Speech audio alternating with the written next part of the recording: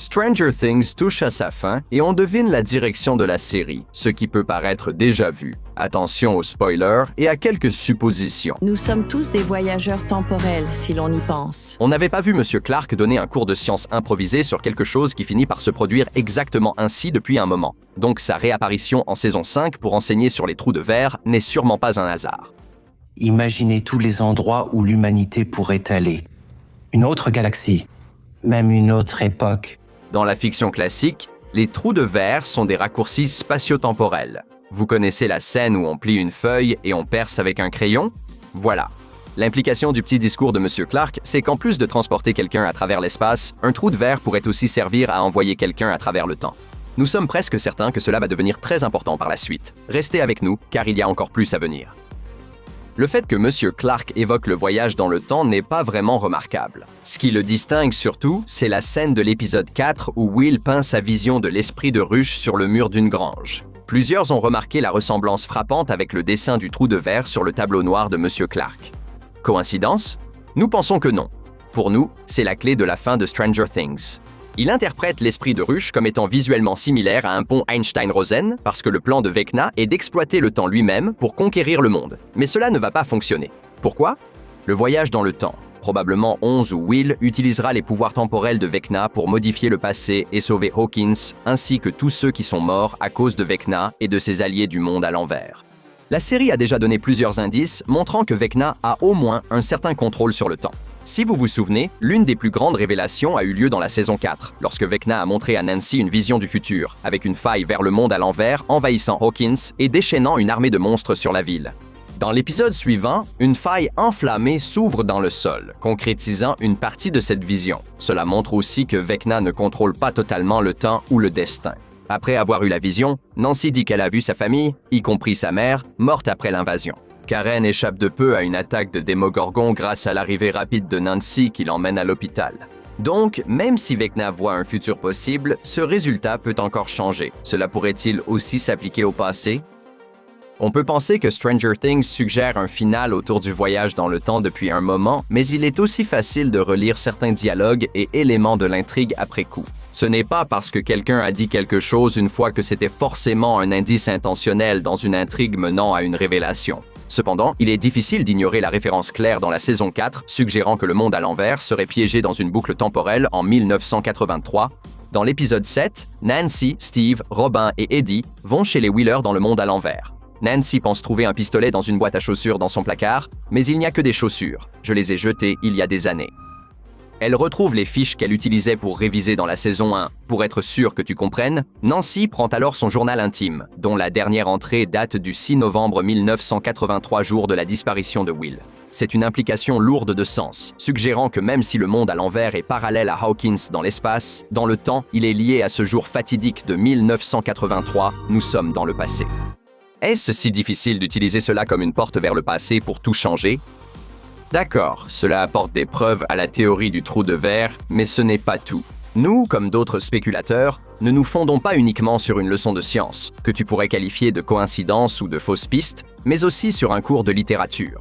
Qu'observe-t-on d'abord dans la saison 5? Après le flashback, lors du montage à Hawkins, une scène animée au petit déjeuner apparaît. Qu'est-ce qui distrait Holly Wheeler? Un livre. Quel livre? Un raccourci dans le temps. Comme le titre l'indique, c'est une histoire de voyage à travers des mondes, le temps et un tesseract. La même chose que vous avez peut-être vu dans la scène de voyage dans le temps d'Interstellar. Réfléchissez-y. Ce livre est l'une des premières choses que l'on voit dans la saison. On y revient plusieurs fois. Le livre façonne la vision d'Holly de Le Monde à l'envers et de Vecna, tout comme Donjons et Dragons influencent le reste de l'équipe. D'un point de vue d'écriture, ce n'est pas le genre de choses que l'on met en avant avec autant d'insistance à moins de faire l'une de ces deux choses. Soit on sème une fausse piste sur une intrigue de voyage dans le temps, soit on va vraiment le faire. Maintenant, en supposant que nous soyons sur la bonne piste, tu veux deviner comment se termine un raccourci dans le temps? Eh bien, pour faire court, après un long et fantastique voyage avec des créatures mythiques, des planètes obscures, des traumatismes, des épreuves et des pertes, les héros de l'histoire finissent par vaincre la force maléfique qui leur fait face, pour finalement revenir exactement au moment où leur aventure a commencé. Nos héros ont grandi, et le monde a retrouvé son équilibre. Est-ce vraiment exagéré de penser que Stranger Things, une série qui repose au moins à 50% sur des références, s'inspirerait de ce concept pour son grand final? En parlant d'inspiration, l'exécution peut prendre plusieurs directions, notamment via Will. Tu me montres ce qui est possible. À la fin de l'épisode 4, nous apprenons que Will a un pouvoir psychique. Selon une interview des frères Duffer à Variety, il peut canaliser les pouvoirs de Vecna. Selon Ross Duffer, il ne possède pas les pouvoirs, mais puise ses pouvoirs chez Vecna et les manipule un peu comme un marionnettiste. Même si sa posture et ses saignements de nez rappellent Tonz, les pouvoirs de Will viennent de sa connexion à la conscience collective. Ce n'est pas une supposition, c'est selon Matt Duffer. Il se connecte à la conscience collective et peut manipuler tout ce qu'il contient. Continuez à regarder pour voir jusqu'où il ira. Jusqu'où Will pourrait-il aller? En supposant que Vecna est une sorte de pouvoir sur le temps, Will pourrait manipuler ce pouvoir pour l'utiliser lui-même. D'un point de vue narratif, ça fonctionne. Vecna sous-estime Will. Will se sous-estime lui-même. C'est un récit d'émancipation qui sert de ressort scénaristique, où le voyage dans le temps marque l'apogée de l'arc du personnage, contrairement à un portail soudain dans Rick et Morty. Si cela arrive, la façon dont ça fonctionne précisément n'a pas vraiment d'importance. Peut-être que nos héros utilisent les pouvoirs de Vecna pour revenir dans le passé et sauver le jeune Will du monde à l'envers et arrêter Vecna ou l'empêcher d'y entrer dès le départ. Ou peut-être qu'ils empêchent la jeune 11 d'envoyer Henry dans le monde à l'envers, d'ouvrir le premier portail ou d'enlever la puce de contrôle du cou d'Henry. Maintenant que nous avons établi, je pense, une théorie assez solide, voici quelques petits éléments dans la chaîne qui nous semblent être des indices. Comme ce passage de la saison 3, retour vers le futur. Enfin, plutôt retour vers le passé. Quoi? Un autre signe que le voyage dans le temps pourrait être un élément majeur de l'intrigue, c'est l'obsession de Henry, alias Vecna, pour les horloges. Ce type adore les horloges. Bien sûr, peut-être qu'elles ne sont qu'une représentation de l'ordre établi qu'il essaie de briser, comme il le dit. Mais lorsqu'il explique comment il a commencé à maîtriser ses pouvoirs, on nous montre un plan très précis de lui en train de manipuler les aiguilles d'une horloge. Il ne fait pas que les déplacer, il les fait reculer. Je pouvais établir mes propres règles. Je pouvais rétablir l'équilibre dans un monde brisé. Vous pouvez voir cela comme une métaphore ou un signe de son pouvoir sur de petits engrenages, mais nous pensons que c'est un présage de sa capacité réelle à remonter le temps. Est-ce vraiment si tiré par les cheveux? Réfléchissez-y. Plusieurs personnages ont voyagé physiquement dans des souvenirs et interagi avec eux. Et s'ils visitaient en fait le moment réel où ces souvenirs se produisaient? Aurait-il vraiment été dans le passé? Quand Victor Krell tentait d'arrêter le tueur de sa famille, Henry, il s'est retrouvé dans un labyrinthe de souvenirs en France en guerre. Nancy revient au moment où Barbara a été tuée dans la piscine du monde à l'envers, puis explore les souvenirs heureux du jeune Henry. Ce sont des souvenirs, mais et s'ils n'étaient pas ce qu'ils semblent? Quand je tue quelqu'un, je n'oublie jamais. Ce ne sont que quelques exemples. Peut-être que Vecna a une bonne mémoire parce que le temps n'a pas de sens pour lui et qu'il peut accéder à n'importe quel moment. C'est un grand pouvoir, mais s'il était utilisé contre lui, cela pourrait annuler tous ses actes.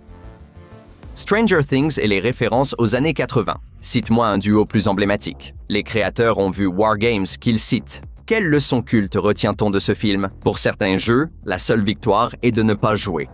On pourrait dire la même chose de Stranger Things, dont, après 5 saisons, on a perdu le compte des morts. Depuis le bouleversement du monde, d'innombrables vies ont été détruites et des choses libérées qui le changeront à jamais. Même en sachant qu'une fin heureuse est probable, il est difficile d'imaginer à quoi elle ressemblerait après tout ce que cela a coûté. À moins que cette fin heureuse ne consiste à revenir au début, façon un raccourci dans le temps, et à empêcher que toutes ces mauvaises choses n'arrivent. La seule façon de gagner, c'est de ne pas jouer. Ça ne te rappelle rien? War Games. Tu veux justice pour Barb? On l'a eu.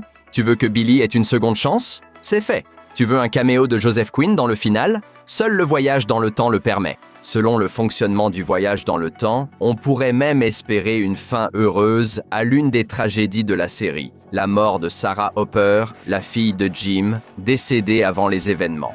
On a eu beaucoup de flashbacks sur la vie de Jim avec elle et sur sa perte tragique au fil des saisons, y compris certains moments cette saison. Pourquoi? C'est un flashback qu'on a littéralement déjà vu. Et cela arrive après que Jim se soit confié à 11 en lui disant que les médecins lui avaient dit qu'ils pensaient que Sarah allait survivre. C'est un nouveau détail.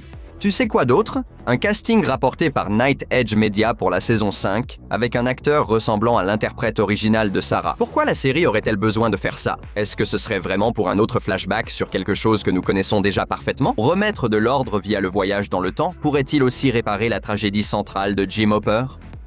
On sait que dire que tout finit avec le voyage dans le temps semble extravagant, mais Stranger Things n'a pas peur de tels concepts. Beaucoup de critiques de la saison 5 jusqu'à présent ont souligné, pour le meilleur ou pour le pire, que la série s'est beaucoup éloignée de l'ambiance humble, chaleureuse et nostalgique avec laquelle elle avait commencé. Initialement centrée sur des enfants à vélo dans le Midwest, la série est devenue une aventure mondiale aux enjeux apocalyptiques. Reviendra-t-elle littéralement à ses origines pour la fin? Ou bien tout cela n'est-il qu'une fausse piste plutôt convaincante? Nous le découvrirons lorsque la deuxième partie de la saison 5 et l'épisode final de Stranger Things au format long métrage arriveront sur Netflix lors de la dernière semaine de 2025.